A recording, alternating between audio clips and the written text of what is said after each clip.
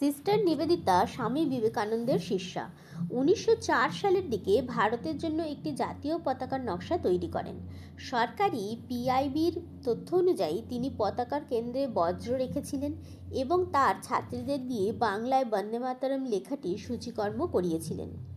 1906 সালের কংগ্রেস আয়োজিত প্রদর্শনীতে পতাকাটি প্রদর্শিত হয়।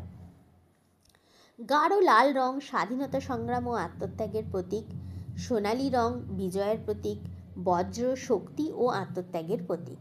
নিবেদিতা বজ্রকে ঋষি দধিচির আত্মত্যাগের সঙ্গে যুক্ত করেছিলেন।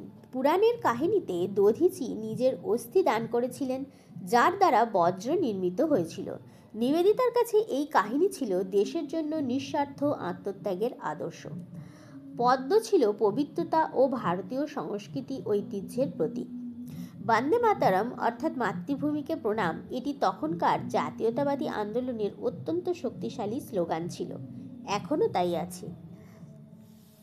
এই পতাকা তৈরির মূল উদ্দেশ্য ছিল ব্রিটিশ শাসনের বিপরীতে সমগ্র ভারতের জন্য একটি নিজস্ব জাতীয় প্রতীক তৈরি করা এবং স্বাধীনতার আকাঙ্ক্ষাকে মানুষের মধ্যে জাগিয়ে তোলা। নিবেদিতা চেয়েছিলেন পতাকাটি শুধু রাজনৈতিক পরিচয় নয়, দেশপ্রেম, ঐক্য, শক্তি এবং আত্মত্যাগের প্রতীক হয়ে উঠুক। 1904-এ নিবেদিতার পতাকা এবং 1906 সালের ক্যালকাটা ফ্ল্যাগ কিন্তু এক জিনিস নয়। এখানে গুলিয়ে ফেললে হবে না, 1906 সালে কলকাতায় যে প্রথম ত্রিবর্ণ পতাকা উত্তোলন করা হয় সেটি ছিল আলাদা নকশার। তাতে লাল, হলুদ ও সবুজের 3টি অনুভূমিক অংশ এবং বন্দে মাতরম লেখা ছিল।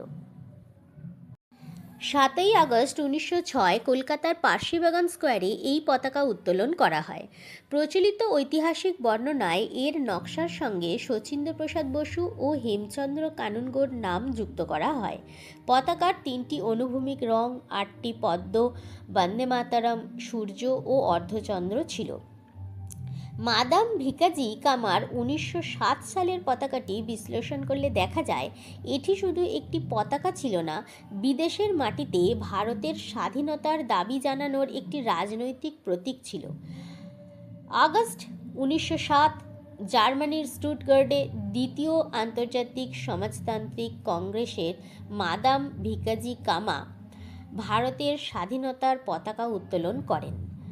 ভারত সরকারের তথ্য অনুযায়ী এটি ছিল বিদেশের মাটিতে উত্তোলিত ভারতের প্রথম ত্রিবর্ণ পতাকা। এরপর আসে পিঙ্গালি ভেঙ্কাইয়ার গুরুত্বপূর্ণ নকশা। মহাত্মা গান্ধীর পরামর্শে পতাকার চরকা যুক্ত করা হয়। চরকার অর্থ ছিল স্বদেশী, স্বনির্ভরতা, অর্থনৈতিক স্বাধীনতা এবং স্বরাজ। 1931 সালে গেরুয়া, সাদা, সবুজ রঙের তেরঙ্গা এবং মাঝখানে চরকা জাতীয় আন্দোলনের পতাকা হিসেবে গুরুত্বপূর্ণ স্বীকৃতি পায়। 22শে জুলাই 1947 গণপরিষদ বর্তমান জাতীয় পতাকা গ্রহণ করে। সবচেয়ে বড় পরিবর্তন ছিল চরকা থেকে অশোক চক্র।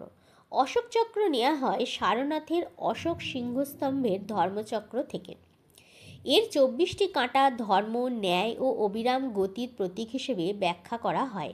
গেরুয়া সাহস ও ত্যাগ, সাদা সত্য ও শান্তি, আর সবুজ সমৃদ্ধি ও জীবনী শক্তির প্রতীক। অশোক চক্র ধর্ম ও গতিশীলতার প্রতীক। তাই ভারতের বর্তমান পতাকা হঠাৎ 1947 সালে তৈরি হয়নি। স্বদেশী আন্দোলনের সময়কার বিভিন্ন পতাকা ও প্রতীকের মধ্য দিয়ে প্রায় 4 দশক ধরে এর ধারণা ও নকশা বিকশিত হয়েছে।